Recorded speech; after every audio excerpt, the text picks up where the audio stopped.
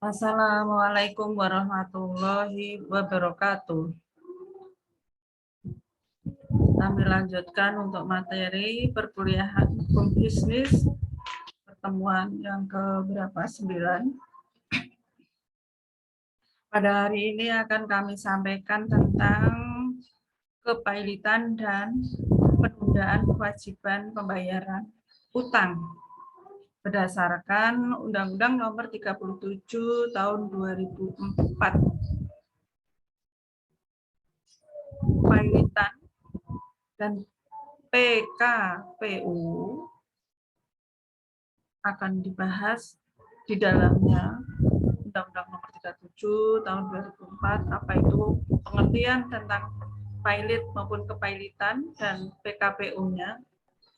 Semua sudah di materi ini.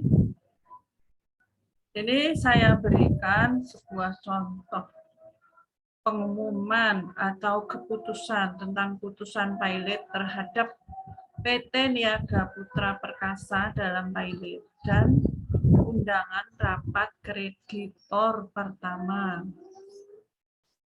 Siapa itu debitur dan siapa kreditor? Di sini memutuskan atau mengadili tentang pailit, ya. Itu putusan tersebut dari pengadilan, bukan dari pihak debitur maupun kreditor. Yang berisi yaitu pengertian pailit dan kepailitan. Pailit adalah keadaan di mana debitur atau orang atau badan tidak mampu lagi membayar utang-utangnya yang telah jatuh tempo. Jadi sudah tak beruang dan sudah tidak bisa berbuat apa-apa. Sedangkan kepailitan adalah sita umum atas semua kekayaan debitur, pailit, debitur yang pailit tadi, yang pengurusannya dan pemberesannya dilakukan oleh kurator di bawah pengawasan hakim pengawas. Siapa kurator? Siapa pengawas? Siapa yang mengadili? Selanjutnya yaitu pihak-pihak yang terlibat di dalam kepailitan. Siapa saja yang terlibat? Pemohon pailit adalah penggugat. Pemohon pailit adalah penggugat. Adalah pihak yang mengambil inisiatif untuk mengajukan permohonan pailit ke pengadilan. Sedangkan termohon pailit yaitu debitur yang memenuhi syarat. Di dalamnya adalah pasal 2 Undang-Undang Nomor 37 Tahun 2004 untuk diajukan pailit. Jadi debitur itu mengajukan sendiri bahwa dia itu sudah kondisinya sudah tidak bisa memberikan atau melunasi hutang-hutangnya. Kondisinya sudah krisis. Hakim pengadilan niaga adalah hakim yang ditunjuk untuk memeriksa dan mengadili perkara kepailitan. Kepailitan itu hubungannya dengan usaha kreditor dan debitor. Yang ketiga adalah hakim pengawas. Siapa itu hakim pengawas? Hakim yang ditunjuk oleh pengadilan untuk mengawasi kurator dalam mengurus dan membereskan harta pailit. Siapa itu kurator? Kurator adalah balai harta peninggalan atau orang perseorangan yang diangkat oleh pengadilan untuk mengurusi dan membereskan harta debitur yang pailit tadi di bawah pengawasan hakim pengawas. Jadi di dalam kepailitan itu ada hakim pengawas, ada kurator, ada yang mengadili adalah peradilan niaga. Sedangkan panitia kreditor yaitu pihak yang mewakili kepentingan para kreditor dalam kepailitan. Jadi yang mengkoordinir. Yang mengkoordinir berapa toh orang yang hutang? kreditor berapa jumlah orangnya yang mempunyai utang kepada orang yang pilot, terus biaya nominalnya berapa perseorangannya, terus jumlahnya berapa miliar atau berapa juta, itu adalah panitia kreditor. Siapa yang mengurusi balai-balai punyanya debitur, peninggalannya debitur, yaitu kurator. Jadi harus bisa membedakan antara panitia kreditor dan kurator. Kurator yang mengurusi segala harta bendanya pilot, debitur yang pilot. Ya, itu perbedaannya panitia kreditor, kurator, dan pilot. Sedangkan hakim itu harus ada hakim pengawasnya. Termohon kepailitan, yaitu debitur yang mempunyai 2 atau lebih kreditor dan tidak membayar lunas sedikitnya 1 utang yang telah jatuh tempo dan dapat ditagih, dinyatakan pilot dengan putusan pengadilan, baik atas permohonannya sendiri maupun atas permohonan 1 atau lebih kreditor. Jadinya kalau perusahaan yang tidak bisa membayar utang-utangnya kreditor itu bisa memohon kepailitan. Pihak yang dapat dipilotkan siapa saja? Setiap orang itu ya yang bisa dipilotkan. 1, setiap orang yang menjalankan atau tidak menjalankan perusahaan. Yang kedua, badan hukum seperti PT, firma, koperasi, BUMN, dan BUMD, dan badan hukum lainnya. Kenapa BUMN juga bisa dipilotkan? Bisa juga asal ada permohonan kepailitan. Tanpa ada permohonan pilot, tidak bisa dipilotkan. Harta warisan dari seseorang yang meninggal dunia jika pada masa hidupnya orang tersebut berada dalam keadaan pilot. Jadi waktu dia itu meninggal dalam keadaan pilot, ya sebagai statusnya warisannya pilot. Mungkin ada kreditor yang ada hubungannya dengan orang yang meninggal tersebut. Siapa yang mengurusi? Yang mengurusi adalah kurator. Yang mengawasi hakim. Itu harus ada pengawasan hakim. Yang keempat adalah seorang istri yang dengan tenaga sendiri melakukan suatu pekerjaan tetap atau suatu perusahaan atau mempunyai kekayaan sendiri atau mempunyai perusahaan sendiri. Jadi dia itu bisa dipilotkan karena mempunyai hak pribadi atau hak terpisah dengan suami. Itu bisa dipilotkan. Ada kan istri yang harta pisah, harta bawaan itu harta bisa dipisahkan. Terus harta perusahaan juga bisa dikatakan harta pisah dengan suami.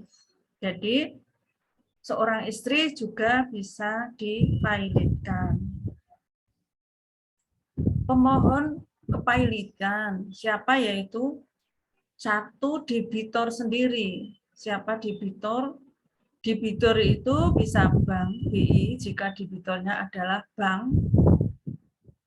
Bisa juga otoritas jasa keuangan jika debitor adalah perusahaan efek, bursa efek, lembaga clearing, atau OJK tadi, penjaminan, lembaga penyimpanan, dan penyelesaian modal. Otoritas jasa keuangan debitor adalah perusahaan asuransi, perusahaan reasuransi, dana pensiun, atau badan usaha milik negara yang bergerak di bidang kepentingan publik. Kira-kira siapa? Kalau asuransi itu kan bisa dikatakan Jasa Raja, Bumi Putra, terus jasa itu yang dari apa itu kecelakaan itu, terus dari pensiunan, dana pensiunan itu, dana pensiunan ABRI, ASABRI juga bisa, atau badan usaha milik negara, PLN, Pertamina, dan lain-lain sebagainya. Itu bisa dikatakan, bisa dimohonkan kepailitan. Kejaksaan jika alasannya adalah untuk kepentingan umum. Kreditor. Yang ketiga, pemohon kepailitan dari kreditor. Jenis kreditor itu ada macamnya tuh, yaitu satu kreditor separatis, yaitu kreditor yang memiliki hak tanggungan tingkat pertama. Yang kedua, kreditor preferen adalah kreditor yang diistimewakan karena undang-undang atau kreditor yang memiliki hak tanggungan tingkat kedua. Konkuren adalah kreditor yang tidak memiliki agunan atau tidak didahulukan karena undang-undang. Yang tingkat pertama tadi pasti akan memiliki agunan atau jaminan.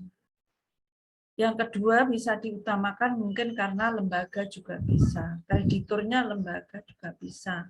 Jadi diistimewakan. Yang konkuren ini kreditur yang memiliki agunan atau mempunyai jaminan dan tidak didahulukan oleh undang-undang. Yang dapat menjadi kurator siapa? Yang dapat menjadi kurator satu perseorangan atau persekutuan perdata yang berdomisili di Indonesia. Ya, memiliki keahlian khusus yang dibutuhkan dalam rangka mengurus dan atau membereskan harta pailit dan telah terdaftar pada kementerian yang lingkup dan tanggung jawabnya di bidang hukum dan peraturan perundang-undangan. Jadi perseorangan atau persekutuan ini ahli dalam bidang hukum. Bisa juga diambilkan dari pengacara yang bidangnya mengurusi tentang harta dari debitur, mengurusi kebutuhan dari kepailitan. Itu bisa dari pengacara atau advokat yang ahli di dalam bidangnya. Kalau nggak ahli, nggak bisa, karena ini juga ada tesnya. Yang kedua, balai harta peninggalan. Dalam hal ini, debitur atau kreditor atau pihak yang berwenang mengajukan permohonan penyataan pailit tidak mengajukan usul pengangkatan kurator kepada pengadilan. Nih, dari balai harta peninggalan bisa juga menjadi kurator karena dia mengetahui harta-harta yang tercatat di situ. Tugas kurator apa saja? Yaitu tugas kurator, satu, melakukan pengurusan atau pemberesan harta pailit. Harta pailit itu apa saja, bisa juga kendaraan, bisa juga benda tidak bergerak, tanah, bisa juga mungkin hal-hal lain atau sertifikat atau surat berharga. Itu melakukan pengurusan atau pemberesan harta pailit. Yang kedua, melakukan perhitungan utang debitur yang jika dirasakan mampu melakukan pembayaran terhadap utang debitur pailit. Jadi menghitung berapa jumlah kreditur itu, berapa jumlah yang harus dibayar kepada kreditur. Jadi debiturnya itu berapa hutangnya. Hutang berbentuk apa saja, kepada siapa saja, berapa jumlahnya. Nah, itu tugas kurator. Yang ketiga, melakukan penyegelan terhadap harta pilot dengan seizin hakim pengawas. Jadi pilot tersebut, orang yang pilot tadi, semua diserahkan pada kurator. Rumah disegel, perusahaan disegel, kendaraan bisa disegel, atau mungkin pengusaha bis juga bis kendaraannya semua disegel. Itu tugas kurator. Upaya hukum terhadap keputusan kepilitan. Apa saja upayanya? Yaitu 1. Kasasi ke MA, Mahkamah Agung, yang harus diajukan paling lambat 8 hari setelah tanggal putusan yang dimohonkan kasasi diucapkan dengan mendaftarkan kepada panitera pengadilan yang telah memutus permohonan pernyataan pilot. Setelah diputus oleh hakim pada waktu itu paling lambat hanya dikasih waktu 8 hari. Setelah 8 hari itu mengajukan kasasi, itu sudah tidak bisa atau ditolak, sudah terlambat upaya hukum keputusan pilot tersebut. Yang kedua, peninjauan kembali ke MA, yaitu PK-nya ke MA, bagaimana prosedurnya, bagaimana permasalahan yang diajukan tersebut setelah ada putusan hakim tentang kepailitan, itu ditinjau semua. Jadi ada peninjauan kembali ke MA, Mahkamah Agung. Akibat hukum kepailitan, akibatnya apa ya setelah pilot? Kompensasi utang dapat dilakukan asalkan dengan etikat baik dan transaksi yang menimbulkan utang terjadi sebelum debitur dinyatakan pilot. Kompensasi utangnya itu dilakukan asal dengan etikat baik, mungkin ada pelunasan sebagian atau pembayaran sebagian juga bisa, itu sebagai kompensasi. Terus kontrak timbal balik antara kreditur dengan debitur pilot, ya debitur pilot yang dibuat sebelum keputusan pilot dapat dilanjutkan. Kontraknya dapat dilanjutkan antara kreditur. Sebaliknya kontrak yang dibuat setelah keputusan pilot tidak dapat dilanjutkan. Mungkin ada sesuatu yang ada perjanjian dengan kreditur, tapi sebelum pilot, setelah pilot tidak bisa dilanjutkan. Itu ada kontrak perjanjian, masalah bisnis atau bagaimana. Yang ketiga, pembatalan tindakan debitur yang akan mengakibatkan merugikan kreditur. Nah, kalau sudah debitur batal pilotnya, kreditur tidak bisa apa-apa, tidak bisa ada harapan, entah dibayar atau tidak utangnya dari utang yang dari debitur tersebut. Teka-teki, udah harapan PHP aja. Ya. Akibat hukum kepailitan. Yang keempat tadi, berlaku sitaan umum terhadap harta debitur pilot. Bisa disita tapi dengan kurator. Kita tidak bisa menyita, kreditur tidak bisa menyita sendiri-sendiri. Yang kelima, kepailitan berlaku terhadap suami atau istri yang menikah atas dasar persatuan harta. Yang keenam, debitur kehilangan hak untuk mengurus hartanya karena sudah diserahkan kurator. Jadi hak tersebut sudah dipegang oleh kurator. Yang ketujuh, karyawan dapat di PHK. Kalau perusahaan karyawannya karena pilot ya harus di PHK.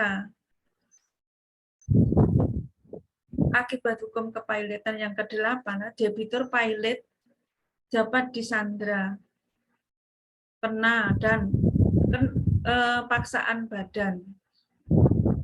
Dia ditahan, maksudnya begitu. Yang ke-9, penyanderaan dan pencekalan berlaku juga untuk direksi perusahaan yang dinyatakan pilot.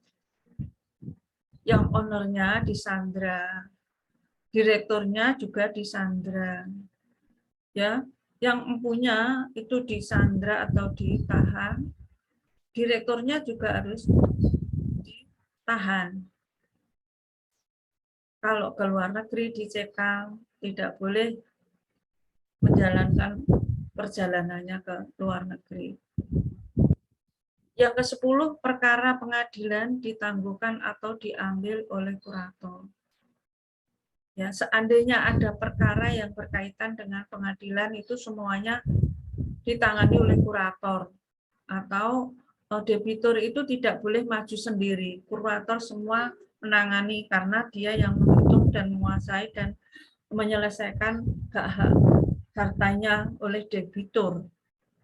Yang ke-11 adalah gugatan hukum harus dilakukan oleh atau terhadap kurator. Jadi kalau memang kreditur menggugat, kuratorlah yang maju dalam menyelesaikan pilot tersebut.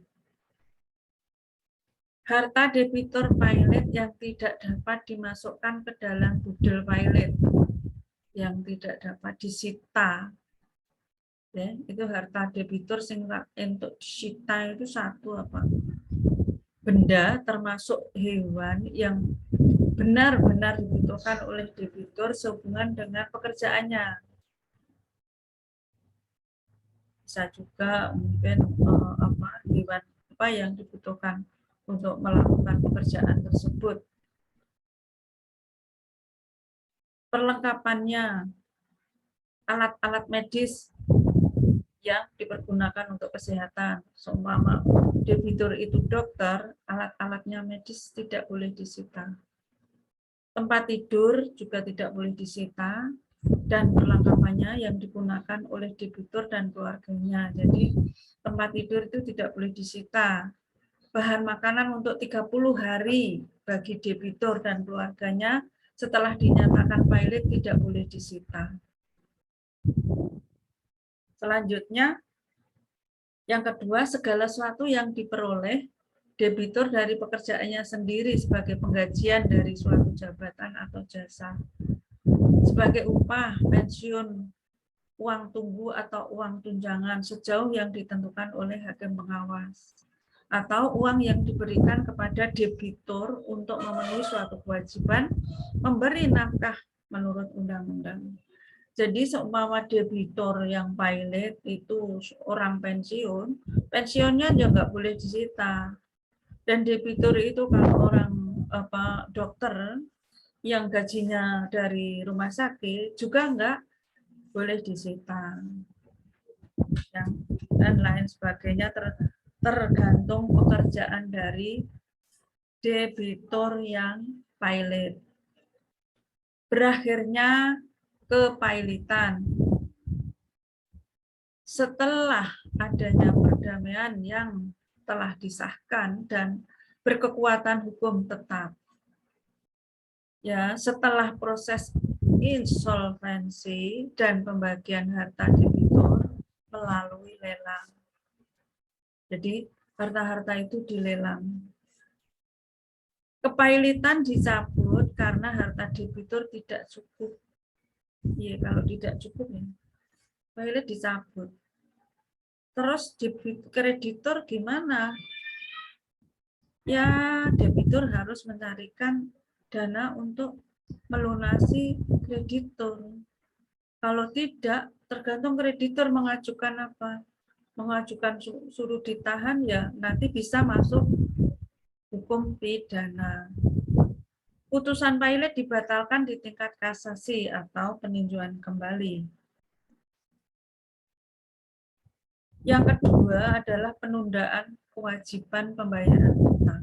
Nah ini, kalau sudah harta dihitung, sudah proses, itu merupakan suatu masa yang diberikan oleh undang-undang melalui putusan hakim niaga, di mana dalam masa tersebut kepada pihak kreditur dan debitur diberi kesempatan untuk memusyawarahkan cara-cara pembayaran utangnya dengan memberikan rencana pembayaran seluruh sebagian utangnya termasuk jika perlu merestrukturisasi utangnya. Jadi itu ada musyawarah.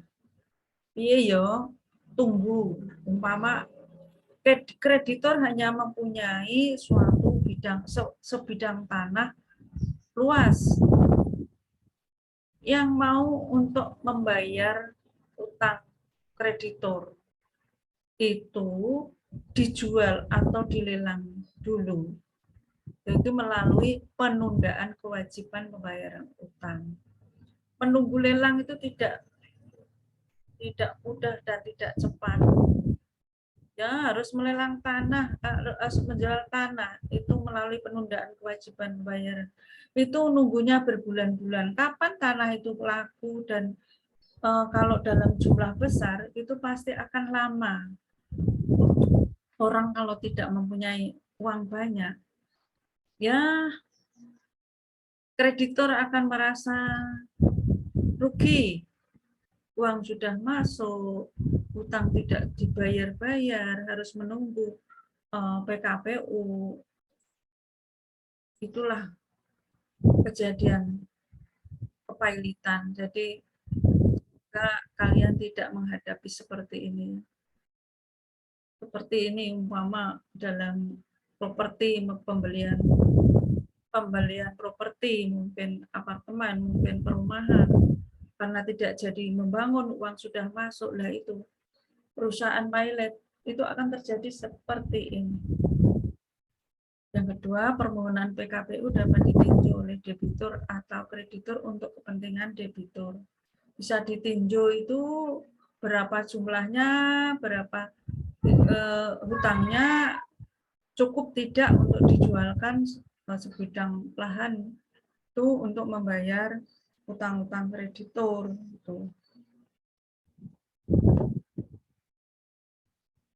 Yang mengatur tentang kepailitan, yaitu pada dasarnya Undang-Undang RI nomor 37 tahun 2004, tadi sudah saya tampilkan di depan sendiri tentang kepailitan dan penundaan kewajiban pembayaran utang dengan rahmat Tuhan Yang Maha Esa, Presiden Republik Indonesia. Semua penjelasan ada di atas tersebut tentang kepailitan, pemohon kepailitan, debitur, kreditor, PKPU.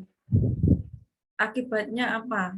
Akibat adanya PKPU, debitur tidak dapat melakukan tindakan kepengurusan atau memindahkan hak atas sesuatu bagian hartanya. Pasal 22. Seumpama debitur atau perusahaan yang kolab, yang pilot, itu mempunyai lahan banyak atau tanah banyak yang mau dibangun suatu perumahan atau apartemen, itu sudah dipegang oleh PKPU tadi, kurator. Ya, sudah dipegang oleh kurator. Jadi debitur tidak dapat melakukan pengurusan atau menjual hartanya sebagian, sudah tidak bisa. Sudah di tangan kurator. Yang kedua, debitur tidak dapat dipaksa membayar hutang-hutang dan semua eksekusi yang telah dimulai guna mendapatkan pelunasan hutangnya harus ditangguhkan. Pasal 228 ayat 1. Semua ditangguhkan, menunggu sampai kapan-kapan harus terbayarkan. Debitur berhak membayar hutangnya kepada semua kreditur bersama-sama menurut timbangan piutang masing-masing, yaitu pasal 231. Debitur harus membayar. Semua sitaan yang telah dipasang berakhir. Semua disita, itu sudah menjadi haknya kurator. Sudah berakhir, debitur sudah tidak mempunyai apa-apa. Itu menurut pasal 228 ayat 2. Yang berhak memutus pernyataan pilot adalah pengadilan niaga. Diingat-ingat itu. Bukan pengadilan agama, bukan pengadilan pidana, bukan pengadilan pewarisan, tetapi pengadilan niaga karena hubungannya dengan bisnis atau usaha. Pengadilan niaga yaitu hakim pengadilan niaga diangkat berdasarkan SK Ketua Mahkamah Agung. Jadi yang mengangkat adalah MA dan harus mempunyai syarat-syarat yang telah ditentukan. Pengadilan niaga itu satu syaratnya telah berpengalaman sebagai hakim dalam lingkungan peradilan umum, pengadilan negeri maksudnya. Yang kedua, mempunyai dedikasi dan menguasai pengetahuan di bidang masalah-masalah yang lingkup kewenangan pengadilan niaga tentang bisnis. Itu pengadilan niaga. Yang ketiga, harus berwibawa. Jujur itu nomor 1. Dan berkelakuan baik, tidak tercela. Dedikasi baik, etikat baik, jujur dalam proses, jujur dalam berbicara, jujur dalam tindakan. Itu yang ketiga. Yang keempat, telah berhasil menyelesaikan program pelatihan khusus sebagai hakim pada pengadilan niaga. Jadi harus dites juga dalam mengurus kepailitan dan pailit, PKPU, kurator, itu hakimnya dites oleh siapa? Oleh Mahkamah Agung. Itu tugasnya Mahkamah Agung untuk menunjuk sebagai hakim niaga. Jadi prosesnya tidak cukup sebulan. Jadi bisa 2 bulan karena harus ngetes ini, harus melihat evaluasi debitur, kreditur. Itu semua dilakukan melalui hakim niaga dan di bawah Mahkamah Agung.